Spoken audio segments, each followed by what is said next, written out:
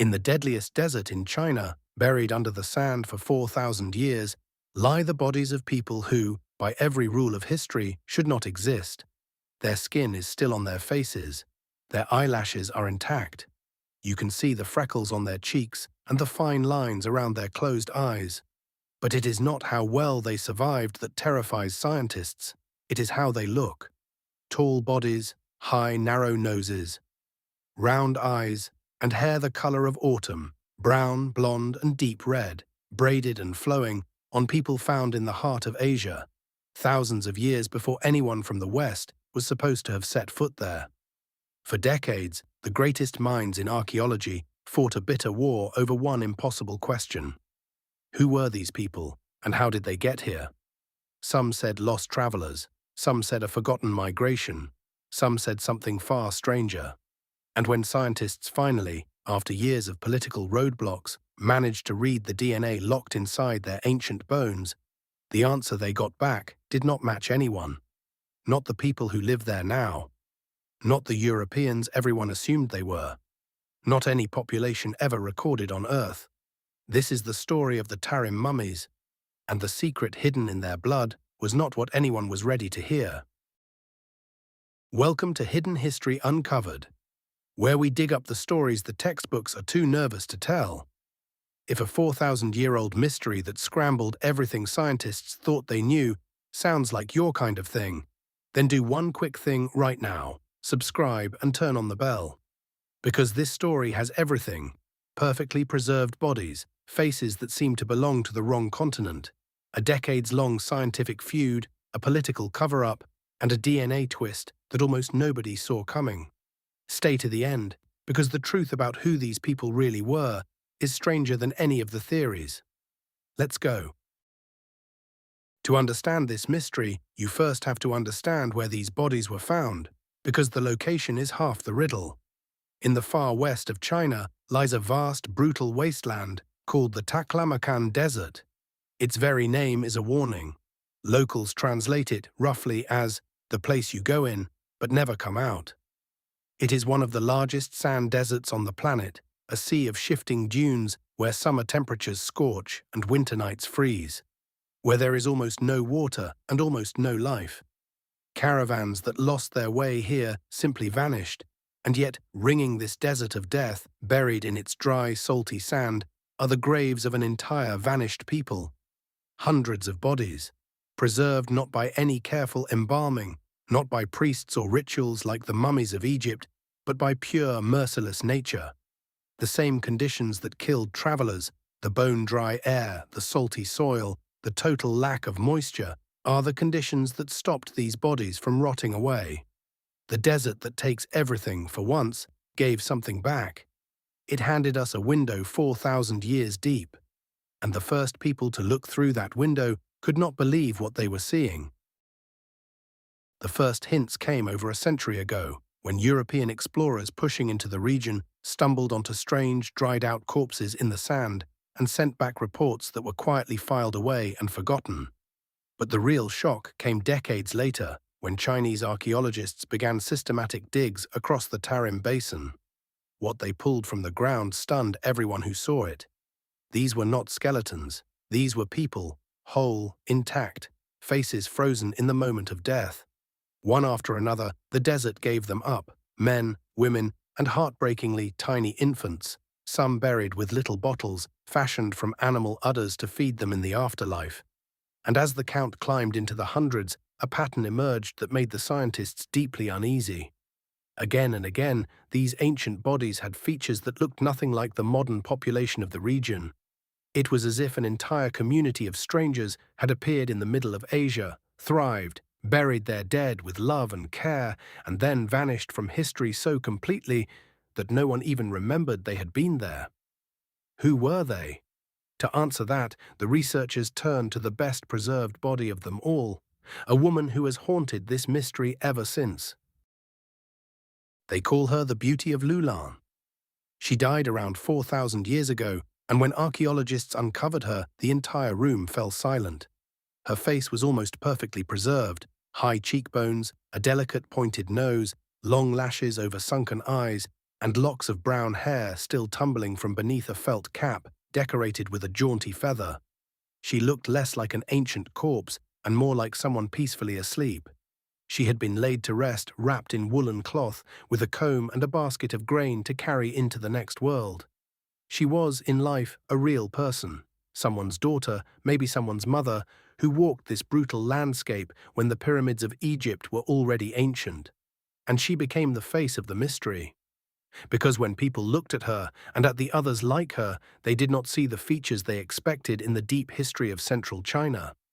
They saw something that, to their eyes, looked unmistakably Western. And that single observation was about to ignite one of the most heated arguments in modern archaeology. But before we get to the theories, you have to understand just how impossibly, unnaturally well these bodies were preserved.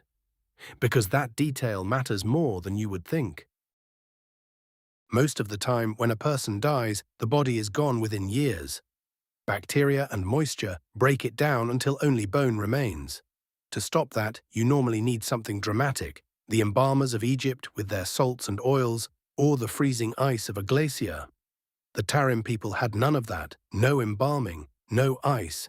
And yet their bodies survived for 4,000 years in better condition than mummies that took months of expert preparation. The secret was the desert itself, a perfect natural laboratory of preservation.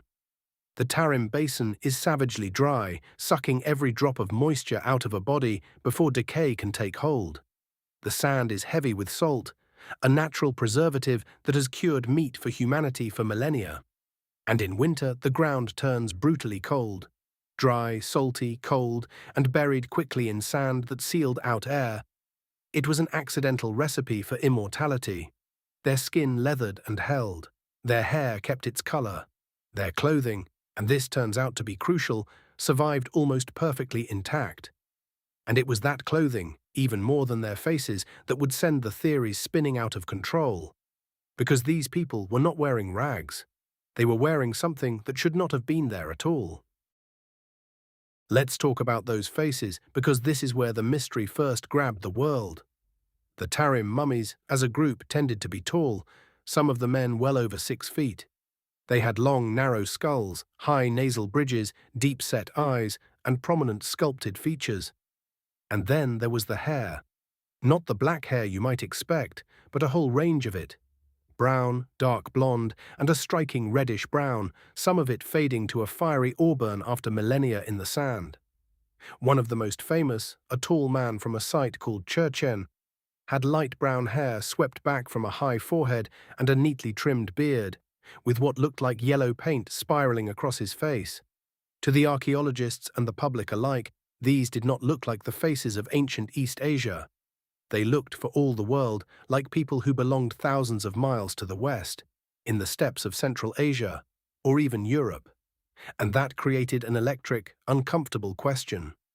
Had a population of Western people somehow traveled deep into China 4,000 years ago, long before the famous Silk Road was ever established? Had history's timeline of who went where and when been wrong this entire time? The faces suggested yes. And then researchers looked closely at the cloth these people were buried in, and the plot thickened dramatically. When textile experts examined the clothing on the Tarim mummies, several of them nearly fell out of their chairs. Because woven into the wool were patterns they recognized, checks and plaids, made with a specific weaving technique called twill. To their eyes, it looked almost exactly like tartan. The same basic style of patterned cloth associated thousands of miles away and centuries later with the ancient Celts of Europe. Here, in the deserts of western China, were Bronze Age people dressed in what looked like proto-tartan, in bright reds, blues and browns, woven with a skill that spoke of a long tradition. They wore felt hats, some pointed like a wizard's, some flat and feathered. They wore woolen capes and finely stitched leather boots. This was not a crude, isolated tribe scraping by at the edge of the world. This was a sophisticated culture, with fashion, with craftsmanship, with style. And that tartan-like cloth became Exhibit A for the boldest theory of all, that these people, or their ancestors, had migrated across the entire breadth of Asia, carrying their weaving traditions with them, connecting the deep past of Europe and China in a way no history book had ever dared to draw. It was a thrilling idea. It was also about to run headfirst into politics. By now, the theories were multiplying, and the scientific community split into camps that genuinely did not like each other. One group argued the mummies were Tocharians, speakers of a mysterious, long-extinct Indo-European language, a branch of the same great language family that produced English, Latin, Hindi, and Persian. Ancient texts and paintings from the region did show tall people with light hair and colored eyes, and Tocharian writings were later found nearby. Another camp pointed further west and north to the great herding cultures of the Eurasian steppe. Peoples like the Afanasyevo who had spread eastward with horses, wheels, and metal. Perhaps the Tarim people were their distant cousins, an offshoot that drifted into the basin and got stranded. A third group insisted the mixing was more complicated, a melting pot of migrants from several directions meeting in this desert crossroads. Every theory had evidence, every theory had holes. And underneath the academic debate there was a growing tension, because this was no longer just a question about the ancient past. It had become a question about who the land belonged to, and that made it dangerous. Here is the part most documentaries are too careful to mention. The Tarim Basin sits in a region called Xinjiang, home today to the Uyghur people, a Turkic-speaking group with their own language, culture, and a long, painful history of tension with the Chinese state. And when mummies with apparently Western features started coming out of the ground, they instantly became political dynamite. To some Uyghurs, these ancient, non-East Asian-looking people were powerful symbolic proof that their homeland had never simply belonged to China. That people unlike the Han had lived there first, thousands of years ago. To the Chinese authorities, that was an explosive and unwelcome idea. And so the mummies became caught in a tug-of-war far bigger than archaeology. Access to them was restricted. Foreign scientists who wanted to study the bodies, and especially to test their DNA, found doors quietly closing. Samples went missing or were denied. For years, the single most important question, what did their genes actually say, was buried under a mountain of politics. The bodies had survived 4,000 years in the sand. Now they had to survive the modern world's refusal to let them speak. And getting a clear answer from ancient DNA is fantastically difficult even without politics in the way. DNA is fragile. Over thousands of years it shatters into tiny fragments and degrades. Worse, every human who handles a mummy, every excavator, every curator, every scientist, risks contaminating it with their own modern DNA, drowning out the faint ancient signal. Early attempts to test the Tarim mummies produced messy, contested, contradictory results that only fueled the arguments instead of ending them. One study would hint at Western links, another would be dismissed as contaminated or incomplete. For a long time it looked like this mystery might simply never be solved, that the Beauty of Loulan and her people would keep their secret forever, locked in bodies everyone could see but no one could truly read. But the science of ancient DNA was advancing at breathtaking speed. New techniques could now reconstruct entire genomes from a pinch of powdered bone, filtering out the modern contamination and reading the genuine 4,000-year-old code underneath. Finally, a team assembled the samples, ran the sequences, and prepared to answer the question the whole world had been arguing about. And what they found detonated every single theory on the table. In 2021, the results were published, and they landed like a bombshell. Scientists had successfully sequenced the genomes of the oldest Tarim mummies, the people of the Xiaohe culture, dating back around 4,000 years. Everyone braced for the answer. Were they migrating Tocharians? Steppe herders from the north, wanderers from Europe who had crossed half a world? The DNA said none of the above. These people were not recent arrivals from anywhere. They were not the children of a migration from the west. Genetically, they had no significant ancestry from the Europeans they resembled, nor from the steppe herders, nor from the farmers to the south. Instead, their genome pointed to something far older and far more haunting. A deep, ancient lineage that had been in the region for a very, very long time, largely cut off from the world around it. The people with the Western faces were, genetically, not Western at all. They were something the modern world had completely forgotten existed. To understand what they really were, we have to go back, not 4,000 years, but tens of thousands. The DNA of the Tarim mummies traced back to a population scientists call the ancient North Eurasians. And these are true ghosts of the deep past. Tens of thousands of years ago, during the last ice age, this group ranged across the frozen expanse of Siberia and Eurasia. They were one of the great ancestral populations of humanity. Their blood flows in small amounts in the veins of Native Americans and of modern Europeans today. But as a distinct, pure people, the ancient North Eurasians almost completely vanished.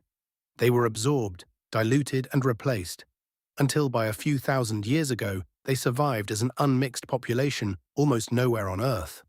Almost nowhere, except, incredibly, in the Tarim Basin. The mummies were, in essence, a living relic, a last isolated pocket of an Ice Age people who everywhere else had disappeared into the great blending of humanity. That is why their DNA matched no living population. There is no group walking the Earth today that carries their genome intact, because they were the final holdouts of a lineage the rest of the world had already left behind. They were not lost travelers from the West. They were survivors from the age of mammoths, hiding in a desert 4,000 years after their time should have ended. Sit with how strange that is. The Tarim people were genetically one of the most isolated populations of their era, a group that had stayed put and stayed separate for thousands of years, marrying among themselves, keeping a genetic signature that the rest of the world had long since lost. And that isolation is exactly why they survived to puzzle us.